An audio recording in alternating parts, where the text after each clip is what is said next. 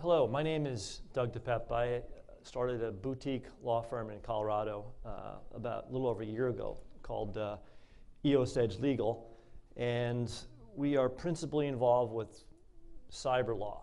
And I'm going to talk a little bit about that to give you a perspective of what Cyberlaw is and why it's important to you, and some opportunities as well in this space. Additionally, in this slide, maybe a little bit difficult to see at the bottom, the way that we go about, and I think the opportunity when I get to the later slides, is through an interdisciplinary approach. Tom talked earlier about a multidisciplinary or interdisciplinary approach, and what we saw in the marketplace of what's needed is there's so many different flavors of cyber that you need to have a full scope team, and so we created to my knowledge at least, the only constellation that exists in the marketplace. So that's the eosCyber Alliance, and we're looking to go international with it. It basically has teammates across the country offering the different types of services that are needed in this space, with the advantage of working through a law firm, which brings privacy, confidentiality, and certain advantages. Because if you think about any kind of an assessment or any kind of work in this space, what's produced is data that is evidence of errors and omissions. So being able to protect that for the client is important. And then bottom piece there on the far, your far right in the bottom is my last slide. I'll talk about information sharing and an initiative that's afoot that I think would be of interest. Before I get into it though, I recognize that some of the areas I'm going to talk about for many of you will be so different, hopefully new and interesting, but so different that I've got to provide some definition. I've got to get you to understand what these terms I'm going to throw out, like operational law and cyber law. Like, what exactly is it? How does it work? What are the components of it? Why is it important? And so I'll start out this presentation by going through the big picture, because I could easily say, hey, we all have to change our passwords and common sense things that are important. But if you don't tie that to what's happening at the macro level, then you're missing it. Because where we're at now in cyber is that the internet is become almost unreliable. And so it's the global commons. It's a tool. It is a domain that at this point, business will stop. Things will stop if it doesn't work properly. And so while it's important to change your password, you also have to know that this environment that we come to rely upon is at risk, and we all have some responsibility to it, to address it.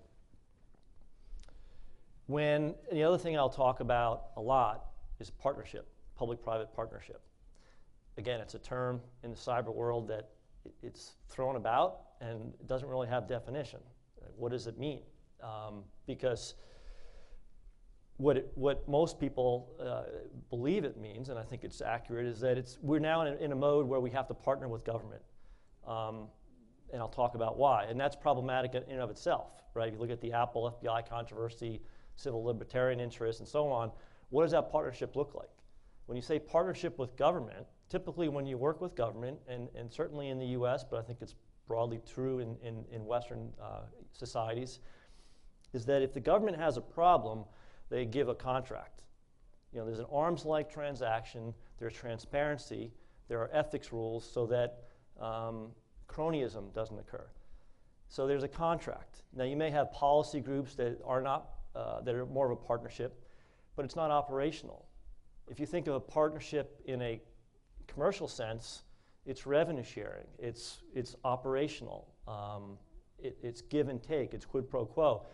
So if we're going to enter that kind of realm with government, then what about the Federal Acquisition Regulation? What about all these rules that say it's supposed to be arm's length? So high-level things to think about that I'll talk about more as we go through. And one last comment on that as I start is the reason why this is all happening and why it's a game changer and why it's important to all of us is that when you have an entity or a nation state that attacks a corporation, reportedly, right,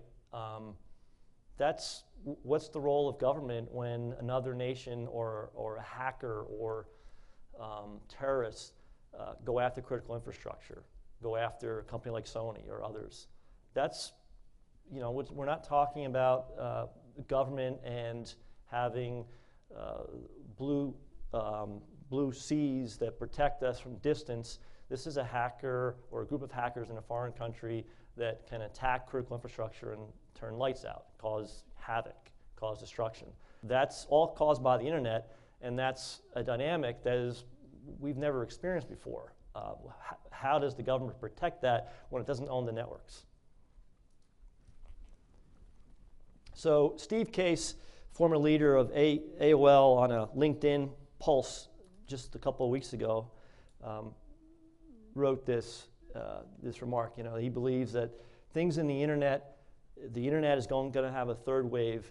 What's interesting about this, he's referring to some other things. He's referring to the Internet of Things, where everything is connected, and data upon data is being looked at. That you can turn. We already have devices, right, where you can lower your thermostat from your app. So when everything is connected, and that connectivity also provides avenues of attack, then there's a role of government in there. But how do we define that role, and how do we work with government? But it was interesting that he was looking at it as well, that I'll talk a lot about the partnership with government. From a third wave of internet standpoint, e-commerce and so on, he thinks that a partner in all this will be government. If you look at some trends that are occurring that are being driven in the US by the federal government, these are new initiatives, relatively new, last couple of years, and it's not important that you know every detail of each executive order or provision, but it's that they all speak in one way or another about partnerships. Partnership for information sharing, partnerships for critical infrastructure protection, and so on. So broadly, it's this macro that's occurring in the ecosystem here and abroad. So here's in the UK. I didn't want to be just entirely US-centric. The Cyber Essentials is an effort that's in collaboration between government and industry to create a baseline framework that is encouraged, not required, not a compliance mechanism, at least not yet. Same in the US. They're trying to encourage, they're trying to use market forces to create a new industry, to incentivize security, so that security becomes not so much a cost, but a recognition of a necessary component of business. So, but to make that happen, the leadership, national security leadership, he made a comment that the cyber market is failing. And what he referred to in that comment is that outside of big enterprise, so small, medium business, there's no demand. No one wants to spend on a necessity, and we'll talk a little bit more. I'll show you why it is, get you a better appreciation for why it is a necessity. But it's just a cost. And there's a lot of reasons why we don't spend enough. We don't do as much as we should. He sees it as the market's failing. I think he's right.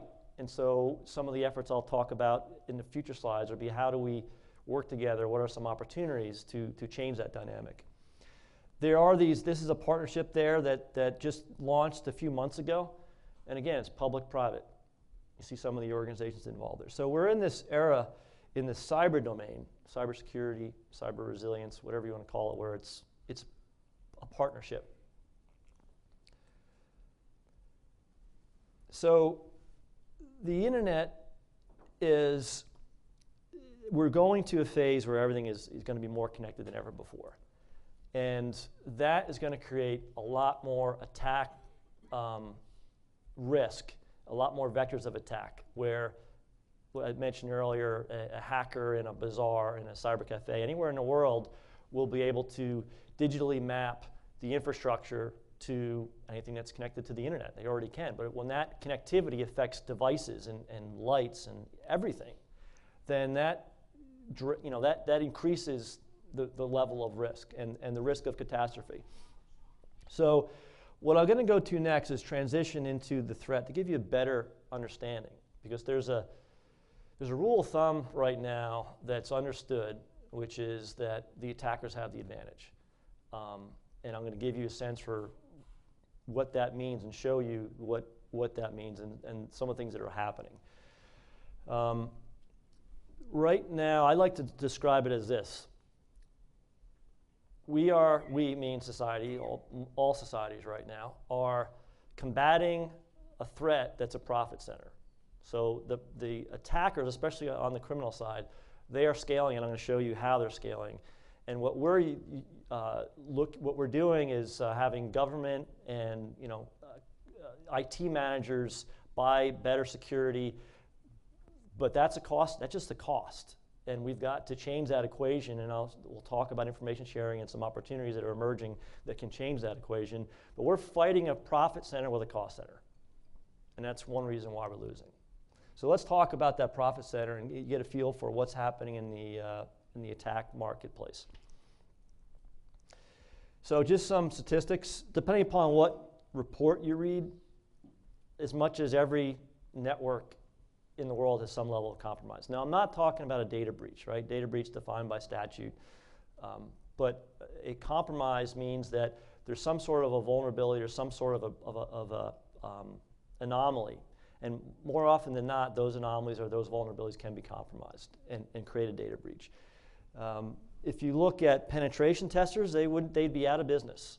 So a lot of sectors have a requirement to undergo penetration testing, and these are hackers essentially. That's a business practice where you probe at the network and find the vulnerabilities. It may not be a technical vulnerability. More often than not, and most of the attacks are this way, it's finding the weakest link. Does anybody know what the weakest link normally is? Us, people. So for example, a common tactic is the firm hires a penetration test. The firm comes in, they maybe do some external things and may or may not be successful, but they bring a bowl of thumb drives, right? And say, from your IT department, right? What's everybody do? Grabs a thumb drive, plug it in. And that's a social engineering technique where that thumb drive is compromised. I mean, you plug it in, you just compromise your computer. So penetration testers are 100% successful. So what does that mean? That means that the notion of cybersecurity is a wrong phrase, because there's no security on the internet. It's impossible to be secure. If someone wants to get in, they will get in. It's about being resilient, being able to detect threats. The other problem is that we really don't know how bad it is, because organizations don't report their incidents.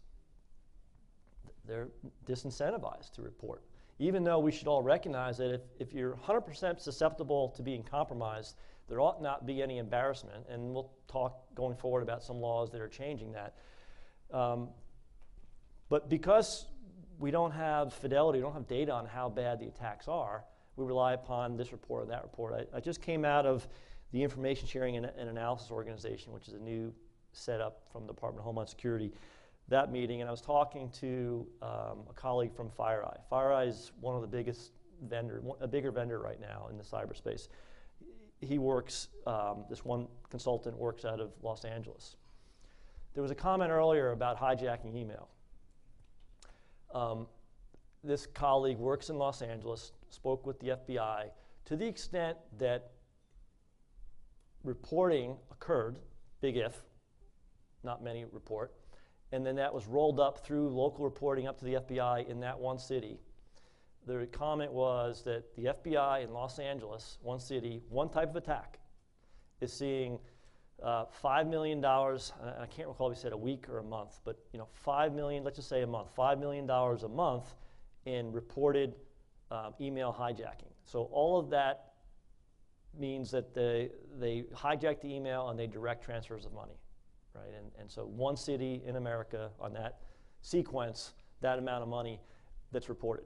So it's pretty, it's growing. So I want to talk about the profit center piece I mentioned. Darknet, have you heard about, are you familiar with the Darknet? The Darknet is part of the internet that was enabled by a technology called Tor, the onion router.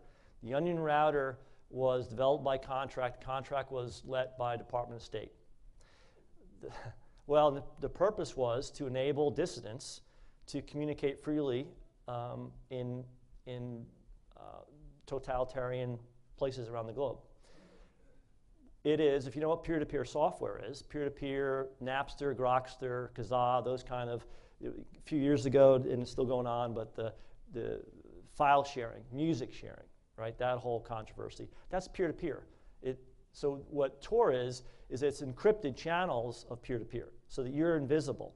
And then you still use IP, Internet Protocol, but you create websites that are on your server or on your computer that you connect to other peer-to-peer software that's all encrypted, and so you're anonymous. So who is going to take advantage of an anonymous network?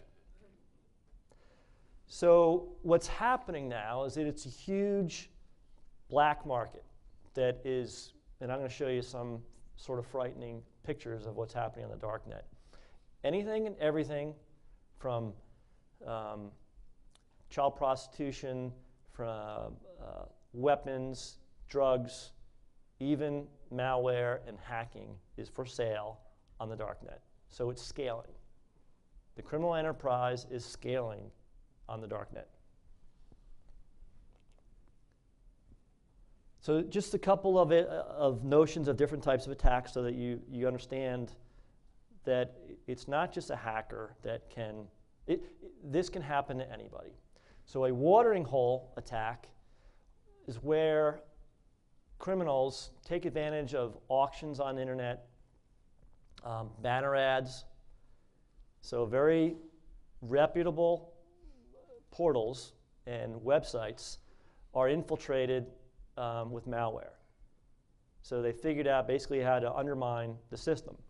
And a watering hole attack is you go there because they know people are going to go there. You don't even have to click anymore. So if you think about it, you know drop-down menus on websites, or you scroll over something and it lights up. How does that happen? Your cursor, your mouse scrolls over something and it lights up. There's a communication, right? There's communication between your computer and that site. That's executable code. So how does it apply to you? Does your organization, and do you want to, but do you prohibit all web surfing? Of course not. So all you have to have is any user in your company, your organization that's on the website, name a reputable website. And if it's been compromised, and of course they check it, but they also do get these kind of attacks that come on there.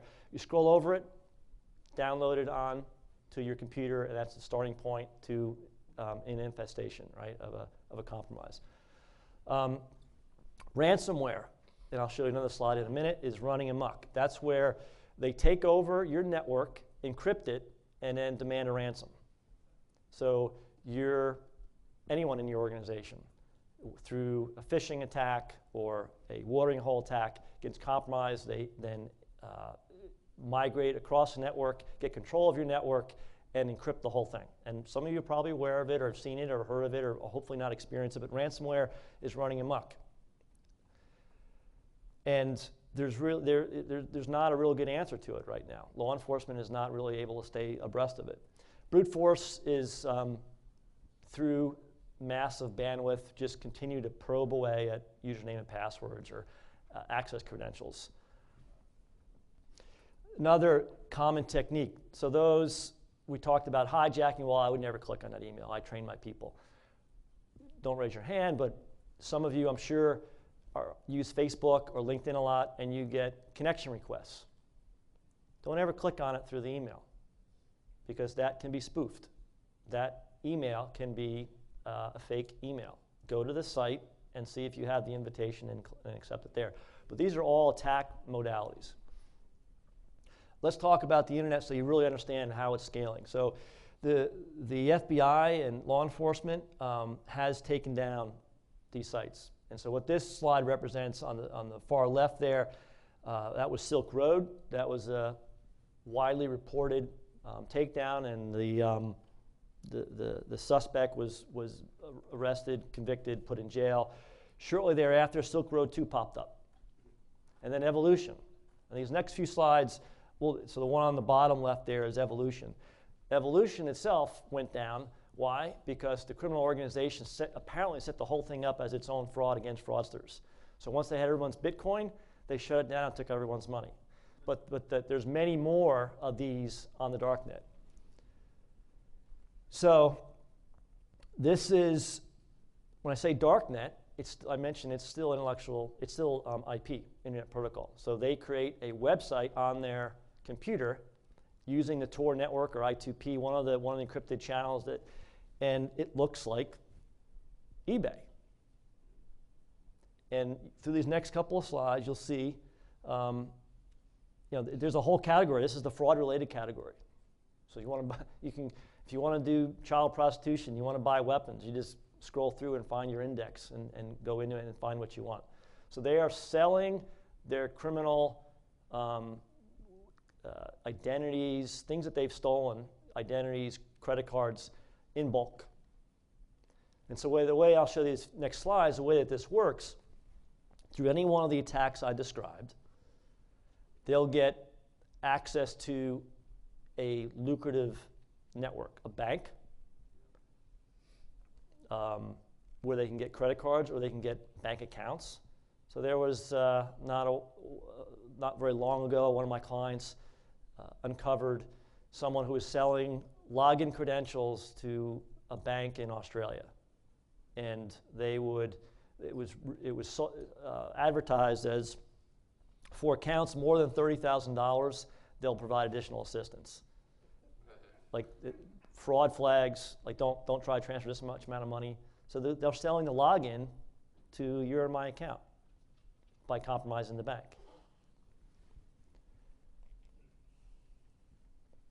So you even have hacking tutorials. So you have people who are selling their services, selling their paraphernalia, selling their botnets. So botnets are networks of compromised computers. Because nowadays, if you're hacked, it used to be, they call it script kiddies, they wanted to advertise. Hey, I hacked in and I want to brag. They deface the website. Now they hack and they want to stay buried and they want to avoid detection because it's valuable to link all of these bots, robot computers, they've been compromised, into a network. Because then when you have that network, you can sell it for different types of attack. So it's valuable just to have a presence and to have a lot of compromised computers in a botnet. This is, so skimmers, sale of skimmers. This is when you slide your card into at an ATM or gas, selling the capability. Point of sale. Point of sale is how Target was compromised. Selling the hacking malware. You can buy the malware and launch the attack. They'll even tell you how to do the attack, or you can lease out their equipment. So that's a profit center. This is the sale of one of the types of ransomware. So there's multiple variants of ransomware, and all for sale. So I was thinking a couple years ago before we were even this bad, of when we were all younger and we experimented. There's a lot of facets to this. There's the crime, but what about gamers? What about people younger who are on the internet all the time? Are they aware of this? Absolutely. What are we teaching our kids about? Obviously, it's a crime, but right now, it's not much deterrence. This one, I blew it up. So this is, if you go to Krebs on security, Brian Krebs is a pretty famous former Washington Post investigative journalist, doing very well now as an independent. And he goes on the Darknet and he gets fed a lot of information. He searches it out. There's an insurance company called Torchmark. And this seller, so this is a snapshot of a Darknet site. Imperial Russia is the seller, is selling. She was able to establish a presence on a life insurance company's site and get into the database. Think about a life insurance application. What's on that? Everything, right? All your family information, social security numbers, address. So Imperial Russia was doing was selling parts of that database for a charge. And you can see there the things that he had done himself: assume the identity, get the whole log in, get the credentials to a bank, assume the identity, steal money, and so on.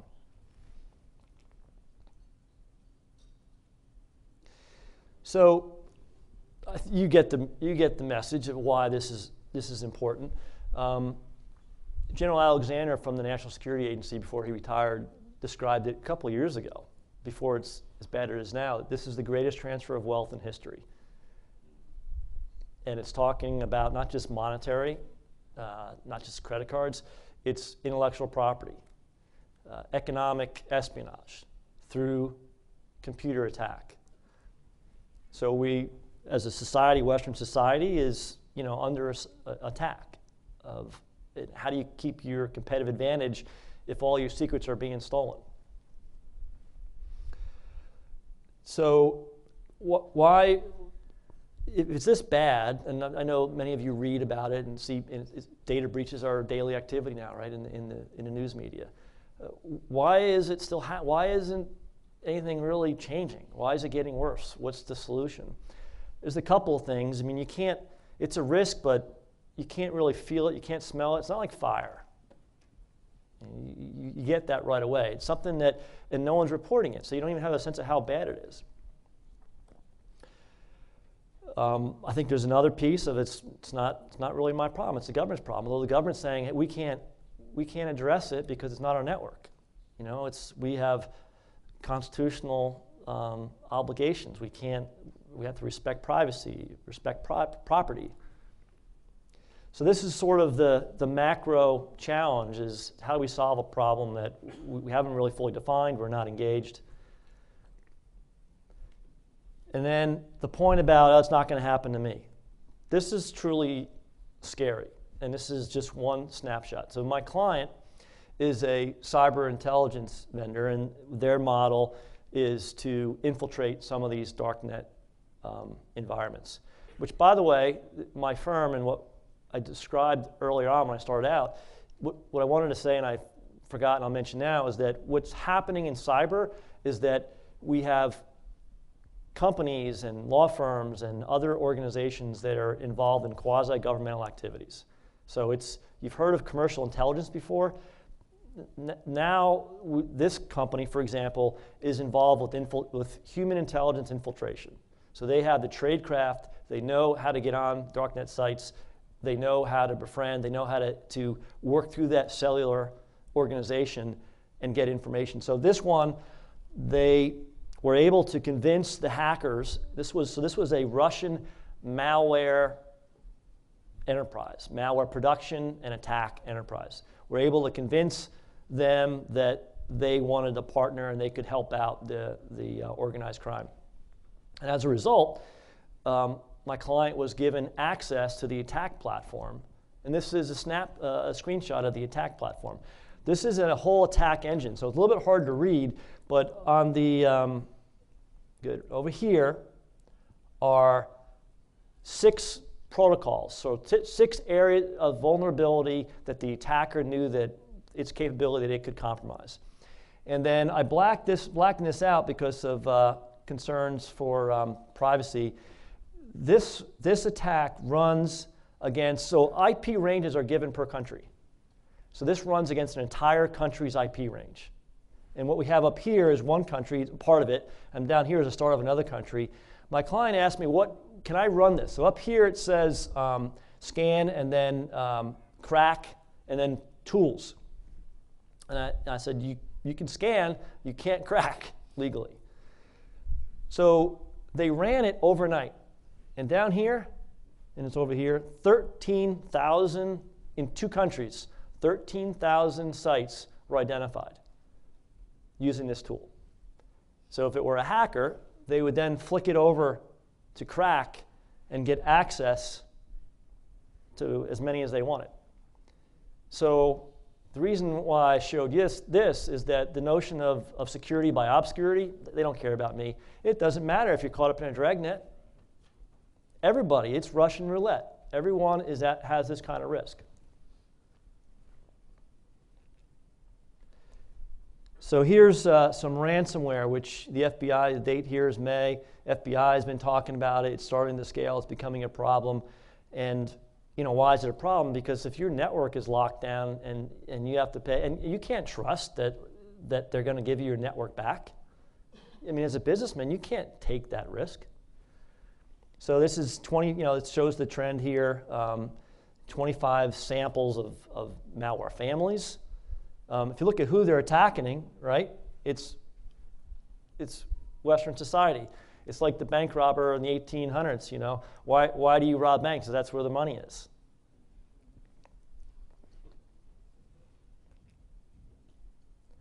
All right, so now let's get to some solutions and some opportunities.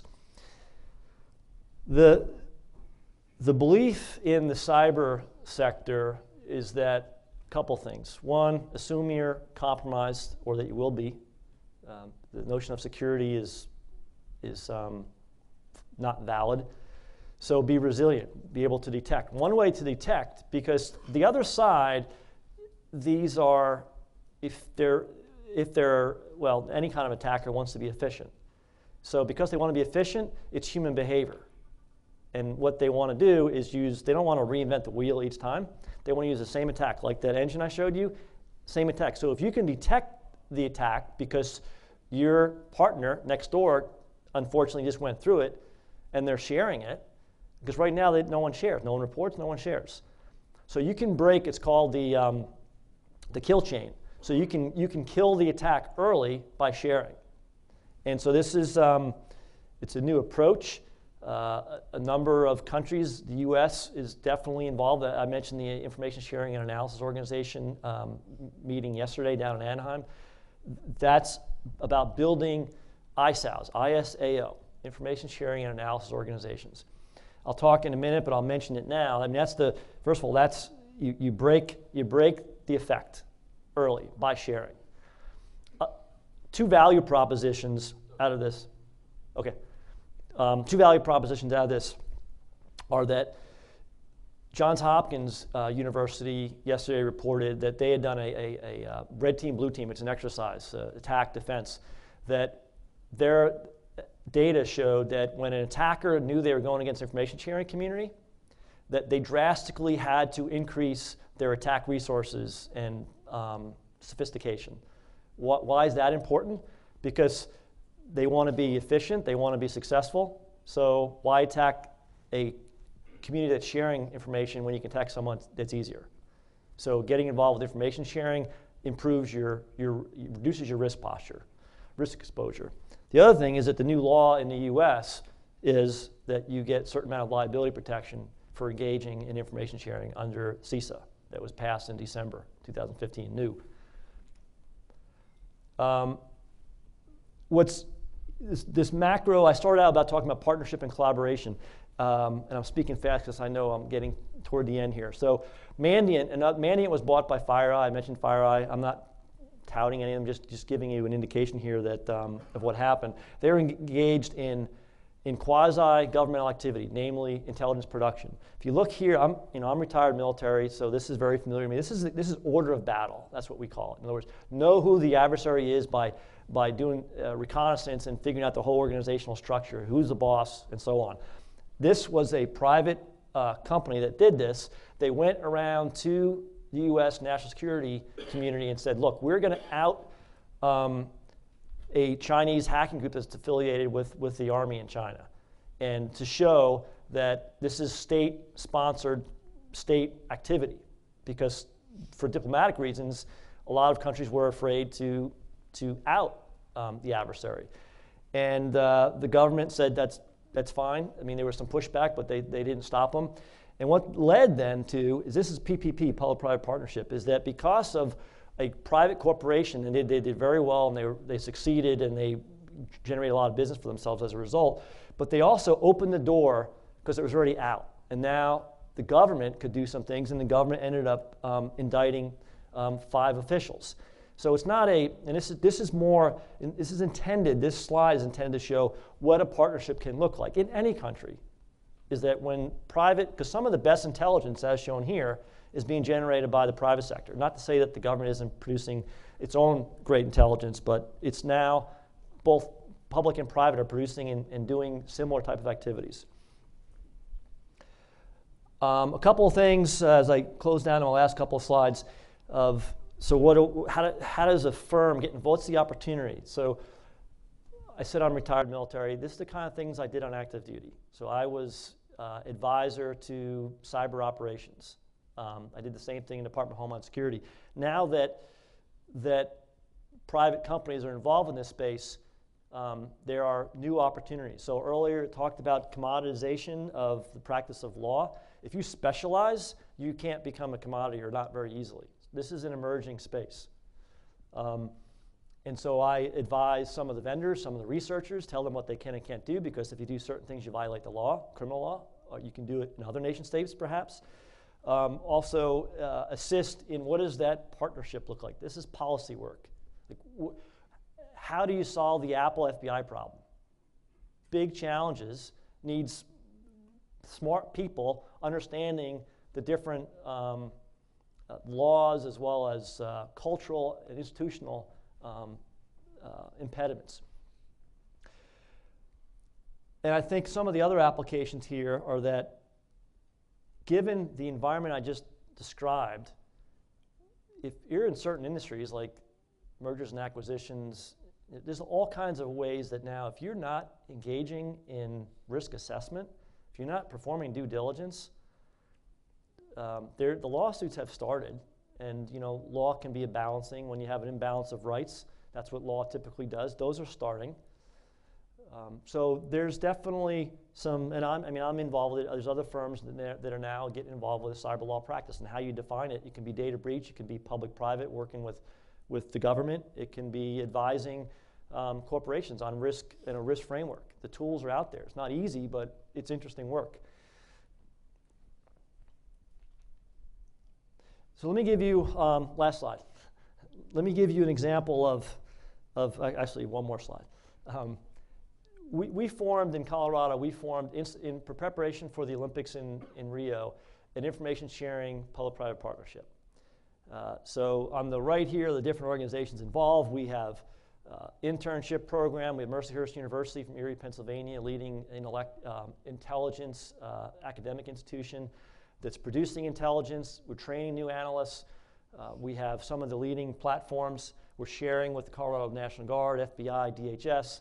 So we're doing a prototype of an information sharing environment that then we're going to take into the sports world. Because right now, the sports community, if you think about targets, terrorist targets, or to facilities, big events, cyber intelligence is now a part. If the world is going dark, and you hear that in terms of intelligence is going dark because of encryption, you can still detect things through other resources, social media, seeing trends of intelligence, and that's what we're doing.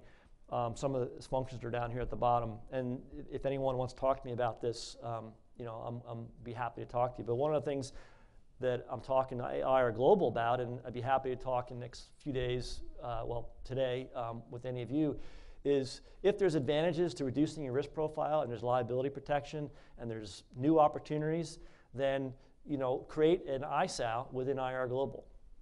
Create an information sharing community. Create a marketplace.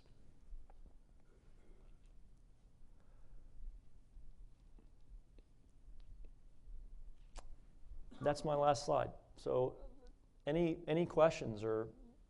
I have one question. Sure. Few countries in the world are already adopting, for purpose of election, electronic ballots. Are they subject to attacks, hackers, and so on? Yes. And that's why few countries just adopted. That would be for security reasons or not? If it's, well, even if it's not, if it's IP, I was going to say if it's connected to the internet, it's not secure. It's not to say that it's a. What was the question? Voting machines are, so if you institute internet-based voting, is there a risk? And the answer is yes. And the one slide I talked about data and data is king and the importance of it is we are at a point now, it's like social media, it's true because everybody says it's true, right? Someone you retweet it and everybody, so if you don't have integrity of the data at source, then that's a significant problem. So yeah, it's a real risk. Yes. Comment. We're talking about the risk, but we're not talking about where the risk originates, which is in the software. And the reason it's in the software is that product liability law does not apply to software in the same way that it applies, for example, to motor vehicles or aircraft. If we did have such law, you wouldn't have half the vectors that you've now got. Well, there are some advocates who believe not just the software, but that some of the solution lies with the internet service providers. What's their duty? If they're creating, they're a mechanism for transferring this risk, and they're not doing enough about it, what are the laws that should be in place there? And obviously, for a lot of lobbying reasons, the cybersecurity legislation, other than what just got passed, has not been successful at all for 10, 15 years. Well, would you agree that the two major vectors are SQL injection and the Microsoft operating system? Well, Apple is getting hacked now too. So I'm not going to say that any particular brand is software. To create better software, it's a lot, you have to have code review, very expensive proposition, and we are broadly in security, we have this problem between efficiency and security. And most people would rather, until it comes to a point where, or in certain sectors where you can't afford it, most people prefer reduced costs and efficiency over security.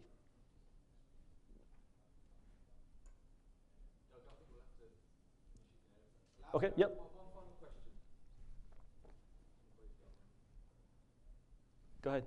No, it was really an observation about Apple. I set up my law firm in 2006 using completely Apple systems.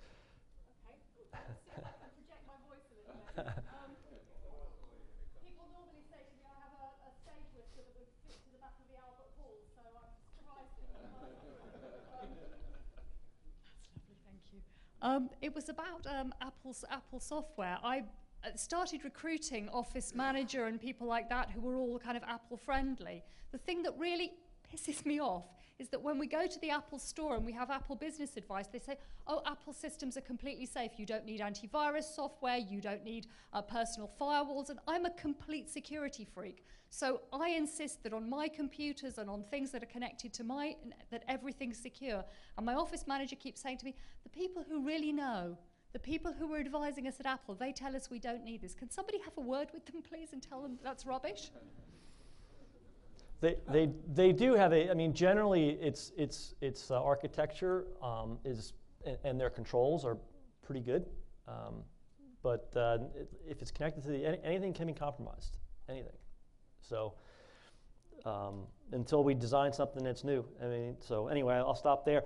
Thank you very much. I guess my message to all of you is, we're in a period of drastic change. There's opportunity in change, but this is all of our problem. It's not a government problem. It's all of our problem. So get engaged. ISAs are emerging. They're in a lot of communities, and it creates opportunity. So get involved.